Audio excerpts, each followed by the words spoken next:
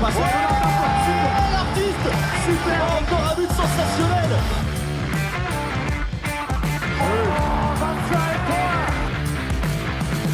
That's a brilliant bit of follow-up play by Mahe.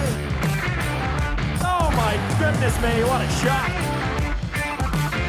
Sagosen setter det hen! Han setter den! De er i semifinale igjen! Another morning club is here, and it's Brian Campion and Chris O'Reilly today, bringing you the action just before the EHF Men's Euro 2024.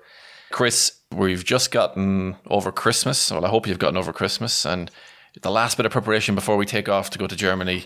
So how are you feeling right before the Euro? I'm feeling good, yeah, and the first morning club of 2024 as well. And to give everyone a bit of insight, we're about halfway through recording our massive pre-Euro podcasts, which have been very fun so far, I have to say. To give you a bit of an insight into what you're going to hear, we've got about 10 different experts joining us over the course of 2 podcasts to talk about all 6 of the groups and the major teams and stories behind each of those groups. And we're going to release them for Patreon fans early as well. We're going to release them over the weekend for Patreon fans and out on Monday and Tuesday for everyone else. So if you're listening to this morning club is going to be available for all, because we're teasing you here. We're giving you a nice little bit of an incentive to join us on Patreon. And we'll speak about some of the other things we're going to be doing on Patreon before we let you go. But yeah, feeling good. It feels like it's been a very long time between the end of the Women's World Championship and the start of this Men's Euro. But at the same time, a very short time. It's that weird time of year where I don't really know what it is. I'm now getting back to some kind of regularity, so I know it's Friday now.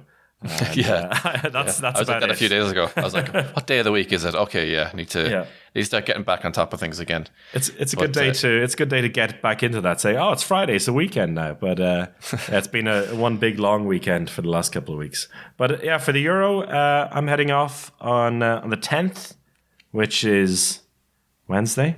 Yeah, heading off on Wednesday to Munich for my group. So I'll be doing groups C and F over there, which I'm very excited about. And you're going to be in Dusseldorf, right, for the first one? Yeah, for that world record, the world record attempt, which I presume is going to be a world record in the Dusseldorf Arena. Yeah, so massive day for handball, really, isn't it? With 80,000 people coming to the arena to watch 80, that. I don't know. 50. 50? Oh my God. Jesus, Brian. I had a fever dream. 50,000. If 80 would be incredible, wouldn't it? 80 would be, well, less than one step at a time, I would say. 50. 50,000 people coming to the arena. Oh God, it has been a good Christmas. That's good. I mean, I'm not sure how good the experience is going to be live in the arena to watch a handball match on such a small court, way down in the middle there, but I think it's going to be something to behold on TV, especially because I know they're going to have a lot of extra cameras in and spider cams all over the place. So I think it's going to be quite the spectacle for the fans at home. So that's going to be exciting. And wouldn't it be just the cherry on top for Switzerland and Andy Schmidt to come out and score 10 goals and beat Germany by 1 to really set the tone for the Euro?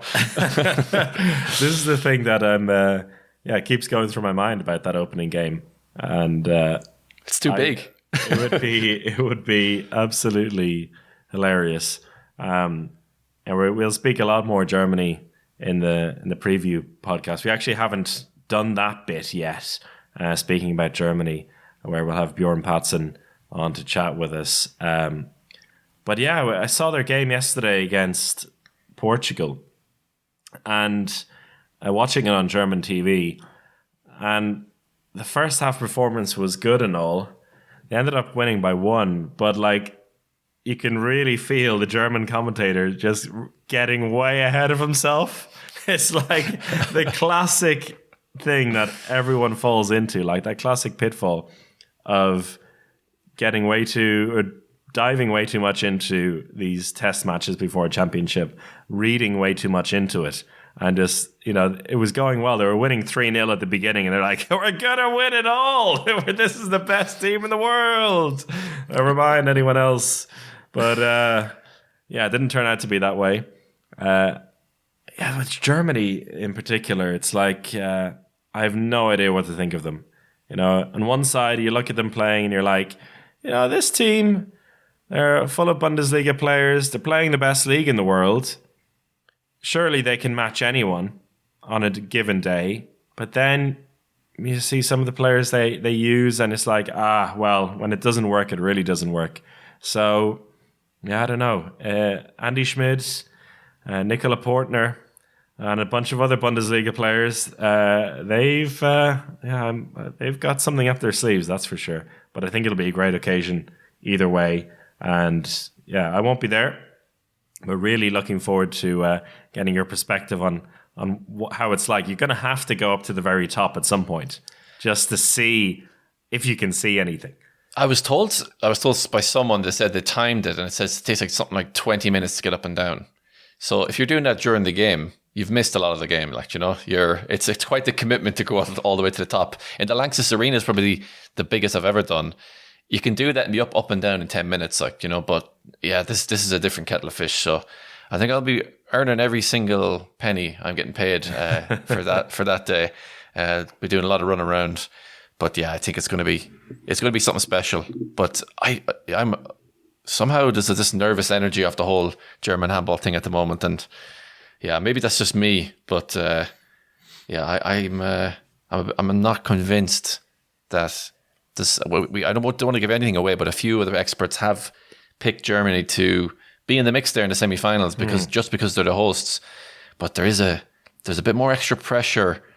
This Germany team hosting this type of Euro in comparison to other host nations of years gone by. This one's pregnant. I don't know if that's the right phrase. Maybe that's the German phrase. But there's something in the air here, and I'm not sure. And I'm not sure this squad can cope with it or not. We just came out earlier the week that Henrik Pekler's retired from the national team as well, didn't it? Yeah. And he was given a bit of a farewell at one of the games. I'm not so sure. I'm not sold on this German team. But there's one thing, without giving, it's not going to be a surprise to anyone. We did ask, or we are asking all of our experts for medal predictions, and Matthias Gitzel has come up almost every single time, and I think there's no surprise there. And I don't think I'm giving anything away as the MVP, yeah. And I don't think I'm giving anything away the form he's in the Bundesliga. I'm not asking for your official MVP prediction, but I think you'd be silly not to have him at least in first or second position. Huh? Yeah, I think the challenge for everyone is kind of seeing if you can name anyone else that's not Matthias Gitzel in there, and you're like, Nicholas Landin maybe, or or maybe even not, because there was some talk from the test match that Denmark played, which was a draw against Norway, that Emil Nielsen looks like he's ready to step up. He snatched the number 1 jersey for Barca. Is he ready to snatch the number 1 jersey for Denmark as well? The way he's playing at the moment, it'd be hard to deny him a fair bit of court time, but.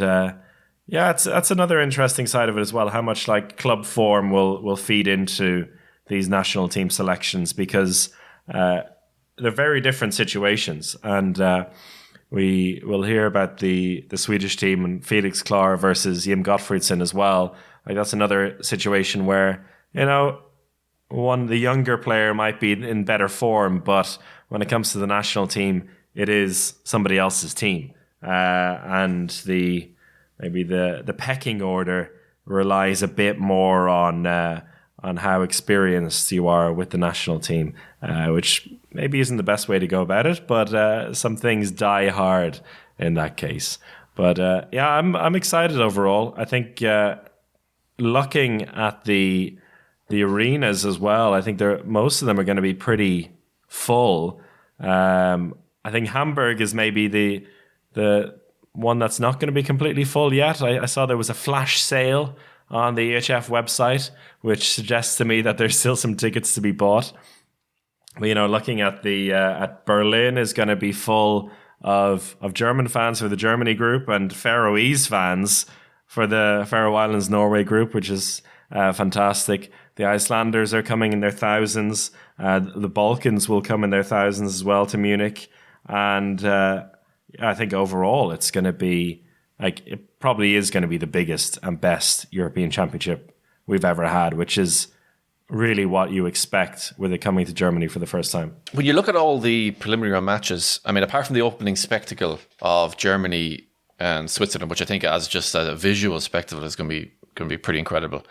Are there any games there that you think, or you look at? Because I have one in mind particularly that I'm really looking forward to, but I'll show you the question first. The first round of matches are all preliminary round matches? Let's just say from any group match, or preliminary round matches that you're particularly looking for, any particular head-to-heads that you think are going to be, that could be, because we get some really, really wild ones in the preliminary round, where teams have maybe a slightly less pressure than they do in the main round.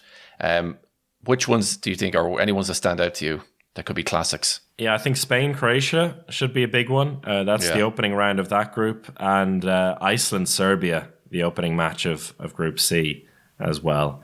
They're probably two that stand out to me. How about you? Yeah, my one that stood out to me was the Iceland-Serbia one. I think that's just going to be, because that group just naturally is so tight as it is.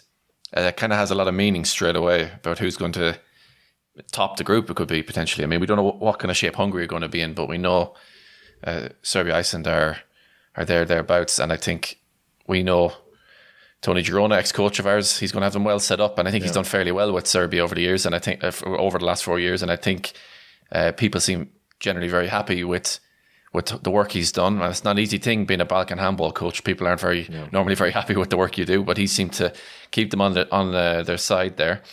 And then Iceland as well, feeling fairly confident going into it. So I'm really looking forward to that one. I think that one could be a crazy one. Yeah. And in that group as well, I mean, Iceland versus Hungary, it seems to happen every single tournament, and it's always an entertaining one, no matter what. Yes. So that's going to be a good one too. Here's one more question for you then before we wrap up.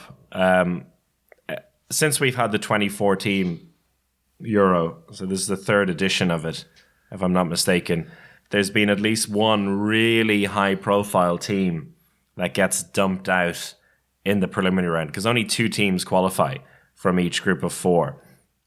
In 2020, it was Denmark, who basically on home court, just over the bridge in Malmö, got knocked out. And then 2 years later, it was the actual hosts, Hungary, who got dumped out in front of 20,000 people on home court. Which of the big teams here, or I'll rephrase it, which team do you think could potentially be like a real surprise elimination? I mean, from not making it to the main round is what you're saying, yeah. I can't see Group A. I can't see anything but Germany, France being number 1 and number 2. Even if Andy Schmidt gets the job done in the opening round. That's a wonderful pipe dream I have, but I somehow don't see it. Group B: Spain, Austria, Croatia, and Romania. I don't see Austria causing a surprise there, I'm afraid. No. The Group C is probably where I think I've most likely to see an upset, potentially also Group D. But so I think, geez, could it be Iceland? You know, I mean, talk about Iceland. They fancy themselves to be at least top 8 or top 4. Could we see them getting dumped out in the preliminary round? That's probably the group where it's going to happen. Or do we see a team like maybe Slovenia getting knocked out? Is that one of the big dogs? Probably not really. I would say. I mean, Slovenia semi-finalists 4 years ago. Group B with Sweden, Netherlands, Bosnia Herzegovina, and Georgia. Don't see any big upsets there. And Group F, Denmark, Portugal, Czech Republic, Greece.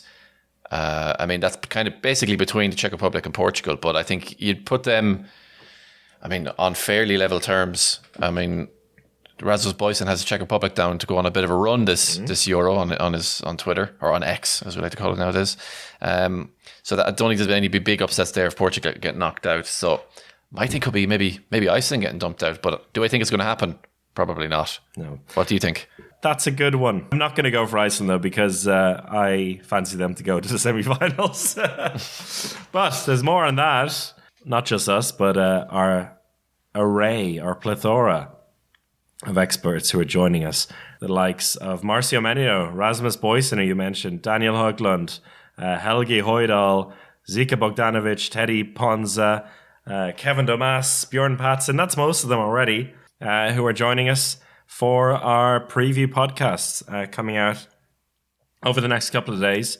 We have the podcast coming out early for those of you who have joined us on Patreon, and that, as well as many other benefits, we will have podcasts every 3 days during the championships. Some of them will be exclusively for Patreon as well. We have our Discord where you'll be able to chat with other handball nerds like ourselves throughout the championship. And we'll have our fantasy league on Hold It, which is exclusively for our Patreon fans. And I think we'll have some prizes to give away, like a beer from Brian, which is a rollover from December's championship, where Brian promised to give everyone a beer if the Norway-Denmark game wasn't a 1-goal victory. So he got away with that one, that's for sure. Let's see if he makes any more ludicrous predictions over the course of the championship. It wasn't ludicrous in hindsight. I know it was a ludicrously decision to risk such a thing, but it paid off. So more of that on the way over the coming weeks. But that'll do it for our first morning club of 2024. Brian, thank you very much. And thank you all for listening. We'll hear from us again very, very shortly in our main preview podcast. Goodbye.